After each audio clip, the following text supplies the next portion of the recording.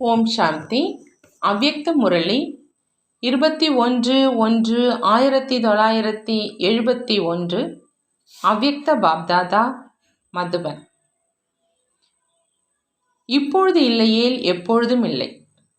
இன்று பாப்தாதா ஒவ்வொரு குழந்தையினுடைய நெற்றிலும் எதை பார்க்கிறார்கள்? பாபா எப்பொழுதெல்லாம் குழந்தைகளை பார்க்கின்றாரோ அப்பொழுதெல்லாம் அவருக்கு ஒவ்வொரு குழந்தையும் உயர்ந்ததிலும் உயர்ந்த பாக்கியத்தை உருவாக்கட்டும் என்ற இந்த சுபபாவனை ஏற்படுது.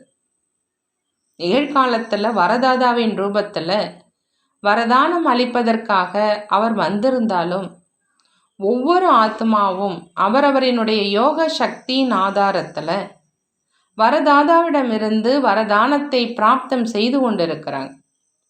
அனைத்து ஆத்மாக்களுக்கும் வரதானத்தை பிராப்தி செய்விப்பதற்கான விசேஷ வரதானம் இந்த சமயத்துக்கு இருக்கிறது. இப்பொழுது இல்லையேல் எப்பொழுதும் இல்லை.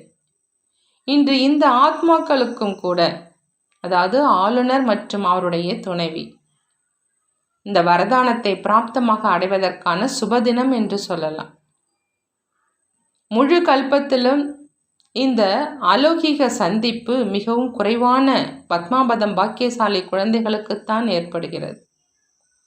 தொடர்புல பிறகு சம்பந்தத்தில் வரணும். ஏனென்றால் சம்பந்தத்தின் மூலமாகத்தான் உயர்ந்த பிராப்தி பலன் ஏற்படுகிறது. 2 வார்த்தைகளை எப்போதும் நினைவில் வைக்க வேண்டும். ஒன்று சுயத்தை, மற்றொன்று சமயத்தை நினைவு செய்ய வேண்டும். சுயம் மற்றும் சமயம் ஆகிய இவற்றை எப்பொழுதும் நினைவு வைத்தீர்களானால் இந்த வாழ்க்கையில் பல பிறவிகளுக்கான உயர்ந்த பலனை அடைய முடியும். ஆளுநர் மற்றும் அவருடைய மனைவியோடு சந்திப்பு.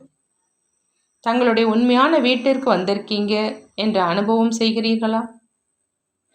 தனது வீட்டிற்கு எவ்வளவு விரைவாக வரவேண்டியிருக்கிறது தெரியுமா?